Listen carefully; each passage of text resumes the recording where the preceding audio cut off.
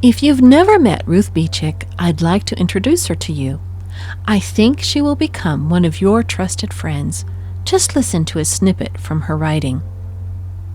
I meet teaching parents all around the country and find them to be intelligent, enthusiastic, creative people doing a marvelous job of teaching their children. But, sad to say, most of them do not know what a great job they are doing. Everyone thinks it goes smoothly in everyone else's house, and theirs is the only place that has problems. I'll let you in on a secret about teaching. There is no place in the world where it rolls along smoothly without problems. Only in articles and books can that happen. You parents naturally know how to relate to each of your children and to help them learn. Your biggest problem is that so many of you are afraid that teachers or society or somebody out there will frown on your way of teaching. You feel safer if you stick closely to a book or series of books because that is somebody else's plan. That is in print. That must be right. For some children and for some of the time, certain books will happen to be just right. But if you find yourself struggling to mold your child to a book, try reversing priorities. It's the child you are teaching, not the book. Bend the book or find another. Make the studies fit the child. Bend this book also to fit your needs of the moment. Take it in any order you like. The last chapter makes just as good a starting point as the first. And when you come to lists or other items you don't need very soon, skip them. You will know they are there for the reference when the time comes. Hi there, sweet mommies. This is Sherry Hayes with MomDelights.com. I'm the crazy mom of 15 kids who's been homeschooling for over 36 years, and I'd like to share something with you today that will add to your life. So, since I'm just going to be mainly talking, I might show a few things, but not very many. You can probably get away with washing the dishes or folding the laundry or whatever else you need to do while you listen to me today, because I am going to, in this video, dig into the incredible author, Dr. Ruth Beechick. Now, she has had an amazing impact on the homeschooling world, even if you may have never heard of her name before. Now, I know that since I mentioned her name, lots of people have chimed in and said, hey, we love her, but this whole series is about finding people, finding books that will educate you maybe this summer while you're waiting for, maybe if you don't do the year-round school thing, or if you're taking a break or whatever and you're deciding what kind of curriculum you're going to buy, well, educating yourself will help you when you're making those decisions, right? And it'll also give you a lot more confidence. It'll just help you all around. So this summer, while your kids are playing outside and they're digging in the sand, or they're washing the cat, whatever, you can spend some time reading and educating yourself. Okay. Now, Dr. Ruth Beechick has she's gone now, all right? She had decades of experience. She provided practical, faith-based advice that continues to guide homeschoolers today. We will review her essential books like A Biblical Home Education, The 3 R's, and You Can Teach Your Child Successfully, offering timeless wisdom for parents looking to build a strong educational foundation. Whether you're new to homeschooling or experienced, Beechick's approach will inspire and equip you. Okay. And since I announced I was going over to cover her, I looked into one of her earlier books, right? And I found out that it was published in 1985. Now, I first heard of homeschooling in 1984 because I was stationed overseas in the Army. I know that's a whole nother story. If you want to watch some of my other videos, you can find out about that. But I was in this Christian fellowship overseas. It was really close-knit, and there were homeschoolers in that group. And my best friend told me that she was going to homeschool her children, and I thought that she had gone nuts. And I had quite the conversation, but that's another story, isn't it? Okay, now let's get back to Ruth Beechick. There is not much written about her personal life. Just that she taught school in a number of Western states, colleges, and seminaries. She spent 13 years writing curriculum for churches, and then, in retirement, quote-unquote, wrote books for homeschoolers. With her vast experience and insight from the Lord, she was able to produce some of the greatest resources for teaching at home. They are really amazing, and you're going to love them. Okay. She was obviously well steeped in the elitist educational philosophies of her day. Remember, so she went to colleges and she taught in colleges and everything. So she knew the spiel, right? But she was unaffected by them. Isn't that good? Her heart was to see children and families successful, and this comes out in everything she has written. You won't find a lot of jargon in her books. Just straightforward, common sense explanations and suggestions, okay? She takes the entire subject of home education with all the confusing details and scary questions and helps it make sense. Her books give us a blueprint on which to build our homeschooling house. Each floor, each room has a purpose, and she helps us fill them with beautiful furnishings. You'll find that she's a little more practical, maybe, than Karen Andriola, although Karen Andriola in her books gets down to some really practical basics as well. But Ruth Beechick is more brass tacks, right? And so I think you'll like her style too. Okay, if you're willing to take the time to read at least one of her books this summer, you will be more informed, more confident, and when you do your homeschool planning, which we talked about just a minute ago. Now, I have a number of her books, which I will show you. So here is one. This is the 3 R's that she wrote, and this is the very basics. This is her biblical homeschooling. This is a general guide to just about everything she writes about. This is You Can Teach Your Child Successfully. This covers like 4th through 8th grade. And this is How to Write Clearly.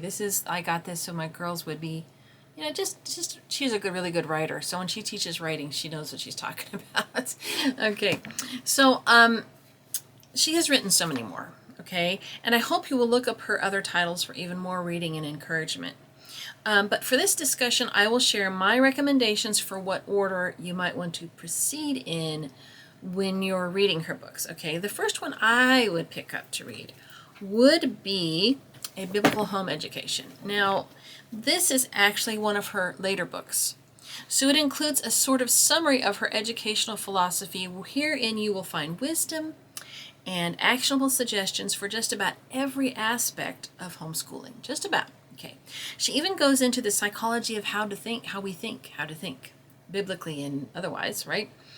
And she gives suggestions on how to find good homeschooling materials. Now, she goes over the Bible. She talks about how to integrate the Bible into all of the subjects. So this is really a good basis. This is one of those books to read like For the Children's Sake or Karen Andriola's book. This is like a really, really foundational book to read. It'll kind of set you on the right. It's a foundation, I'm going to say again. Okay. Now, the second book that I would pick up, especially if I had tiny children that I was taking from scratch, right? I would do the 3 R's. Now, the 3 R's actually has 3 little books in it that are included and that she originally published separately. And one is a home start in reading, the second is a strong start in language, and the third is an easy start in arithmetic.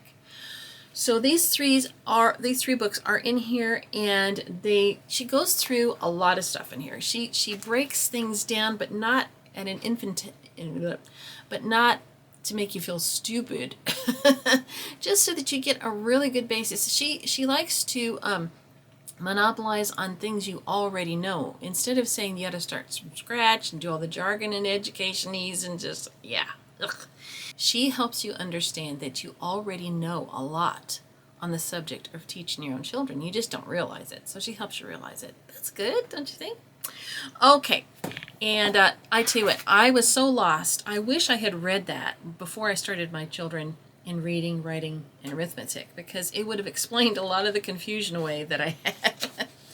Okay, so the third thing that I would do is I would read then her other book for older children called You Can Teach Your Child Successfully. And this is what I said, the 4th through the 8th grade. I wish she had done through high school, but high school gets so very different. There's a reason why a lot of people were able to go through 8th grade in the old days and then go ahead and start multi-million-dollar businesses.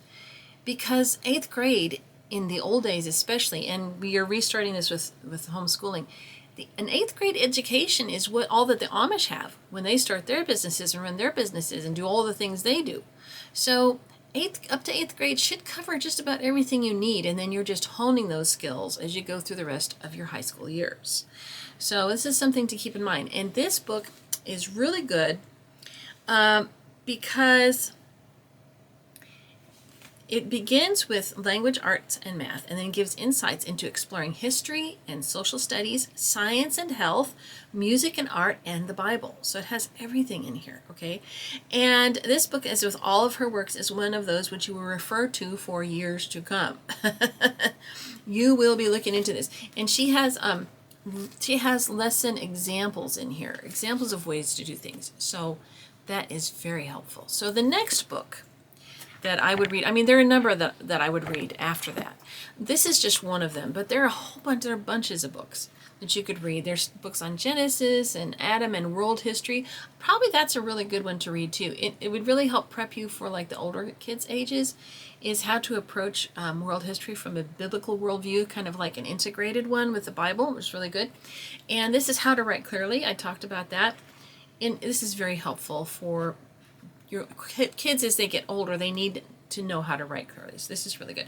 So that's a basic overview of how I would proceed with her books. Now, here actually is a list of some of her other books. Okay, so Dr. Ruth Beechick's Homeschool Answer Book, The Language Wars and Other Writings for Homeschoolers, Adam and His Kin, Heart and Mind, What the Bible Says About Learning, Genesis, Finding Our Roots, World History Made Simple, Language and Thinking for Young Children, and The Cabin and Ice Palace. That's a novel she wrote. Okay. Also, there are some resources that have been inspired by her philosophy, and one of those is Homeschooling Today magazine. So there's actually a homeschooling magazine that the whole magazine is based on her ideas, although they don't put it on the front page and they don't put it in the title or anything.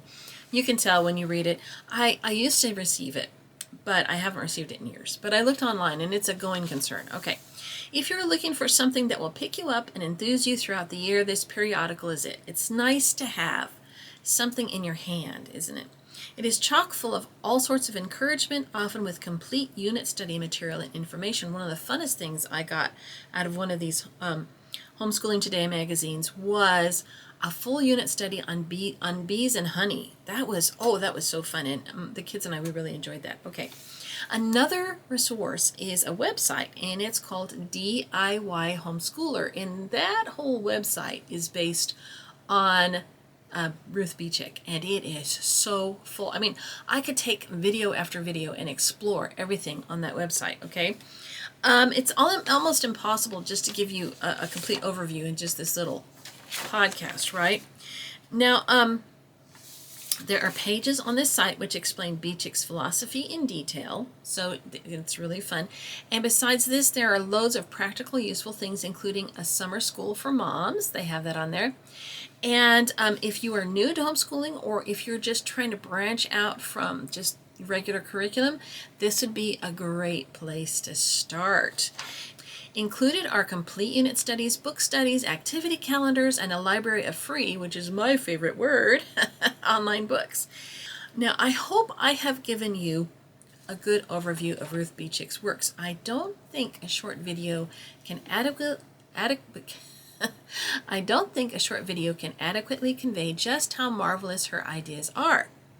If you look closely, you will see that her philosophy is actually a lot like the philosophy of Charlotte Mason, and which we covered, in a previous video. But I don't think that Ruth Beechick knew about Charlotte Mason, because she wrote her books long before Charlotte Mason kind of hit the homeschool world, which was in the earlier mid-90s, and she wrote long before that.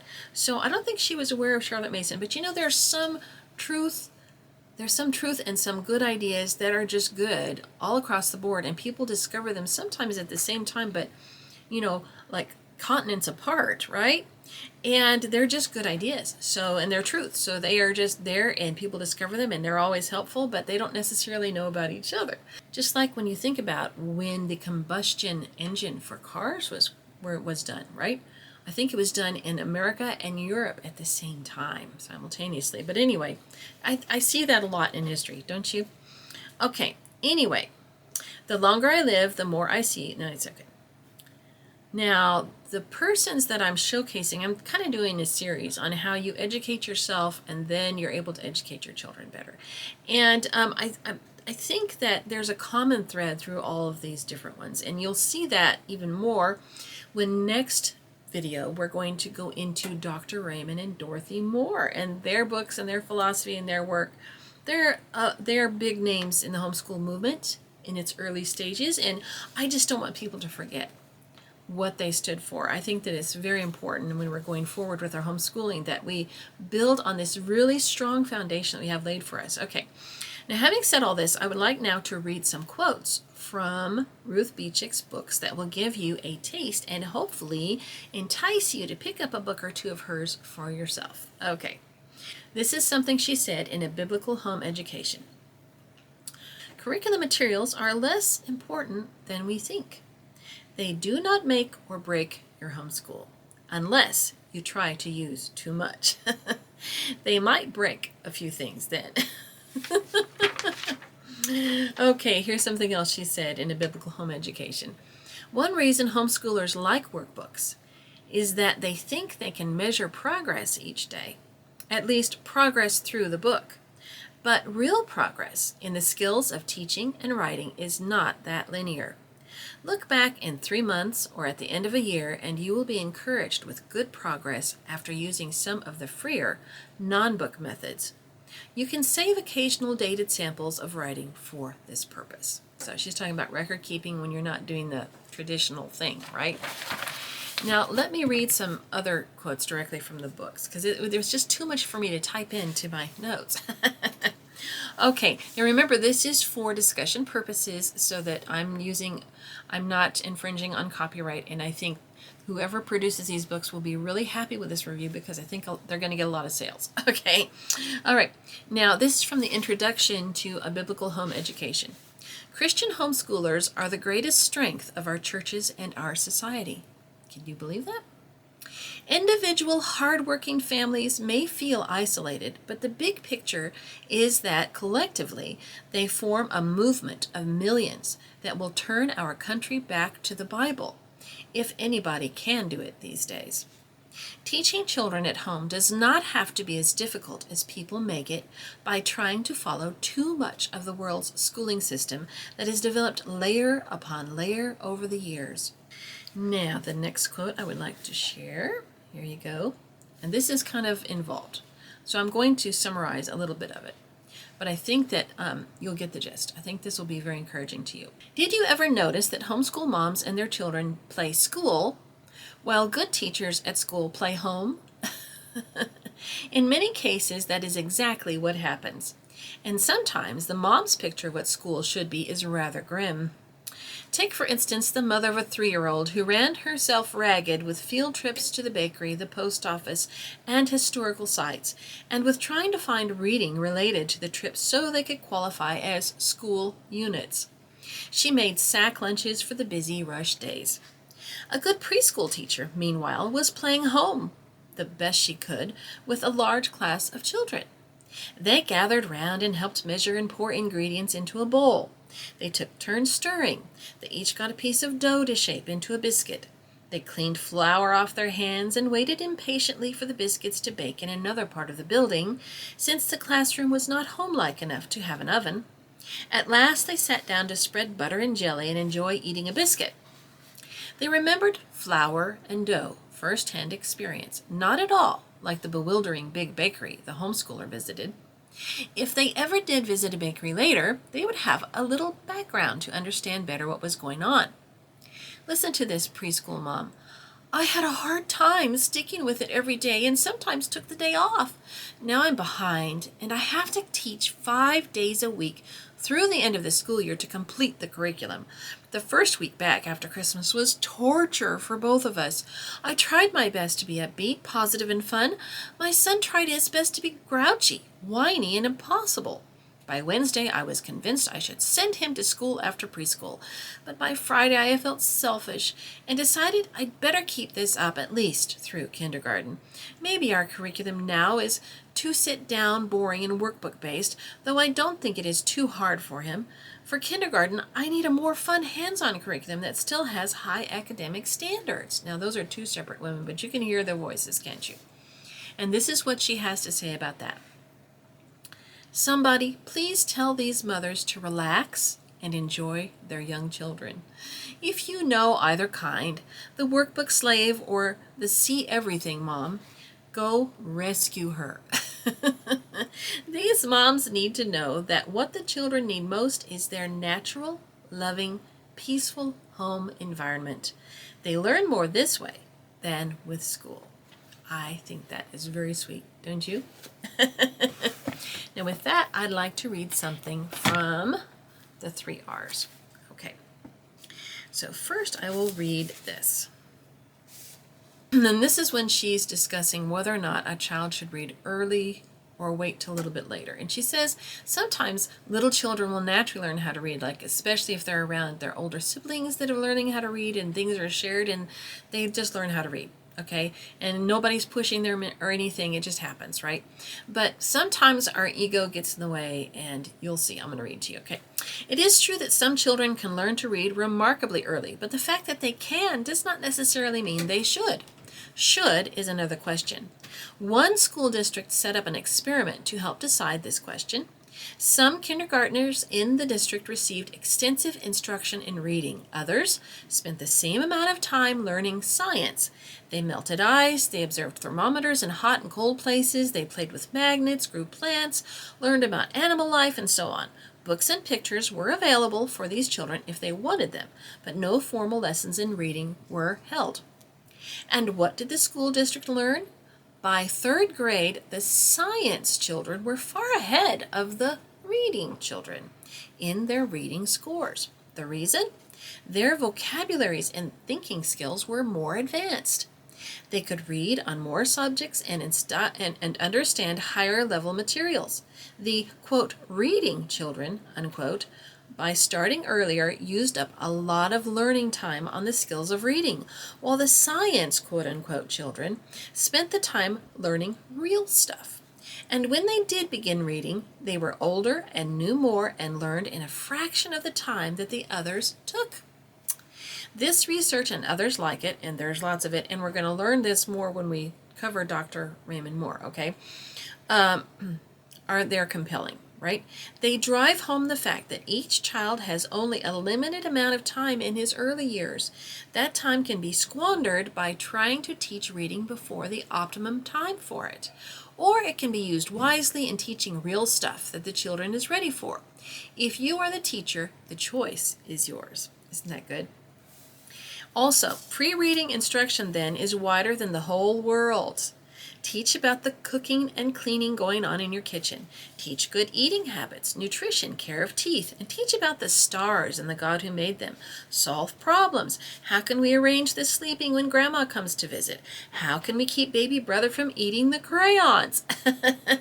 Read aloud to your child. Teach nursery rhymes. Ask questions and let the child ask you questions. And that's pre-reading. Yeah, it's that easy. Okay. Here's another good quote. Parents teaching their children at home have an exciting opportunity. Future progress in education can happen more in the homes than in schools. One reason is that parents can use real-life situations for teaching. Another reason is that parents have the advantage of using the child's early years. As more parents become interested in teaching, society is likely to develop a new attitude towards these early years. No longer will we want to put children in classrooms earlier and earlier. Home is the best environment. Okay, so before you think that it's just a whole bunch of philosophy, let me show you, for one thing, this book includes this hundreds chart, and I have never opened it because I use one that I print out with my little kids. I've always used that. But there are, let's see, okay, there are charts that have spelling charts, and she explains her philosophy of spelling, and let's see. There's all kinds of stuff in here. There's a chart. Everybody always asks me, where should I put my child as far as for reading level, like it's with McGuffey's lessons. And she has a chart here that, if you'll see, that you can use to kind of gauge where your child should be, because the McGuffey's readers, they're not really graded. How they used to do the old one-room schoolhouse is that a child would start in a book, and when they finished the book, they would go to the next book. And nothing to do with grades. It had to do with their ability, which I think is a bit smarter and more natural. Just call me crazy. All right, now, this is from a letter to teaching parents. This is from You Can Teach Your Child Successfully. Okay. You parents naturally know how to relate to each of your children and to help them learn. Your biggest problem is that so many of you are afraid that teachers or society or somebody out there will frown on your way of teaching.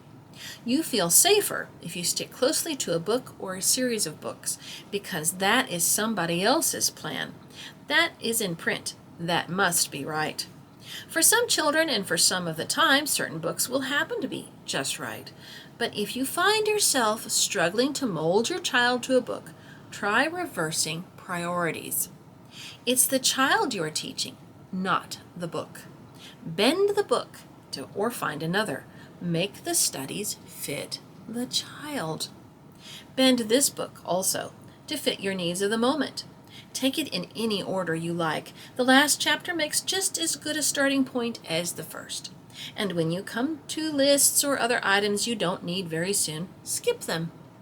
You will know they are there for reference when the time comes. Don't she just love her way of talking? She just exudes confidence in you, and it just makes you so happy when you read it. Now, one thing you can do wrong when you read these books, and I get this way, you can get so steeped that you want to do everything in there, and then you kind of lose track and you don't know how to start. And she doesn't mean it to be that way. It's supposed to be kind of to help you get a picture, but you're the one that's going to have to sit down and decide, what are we going to do first, second, and third each day?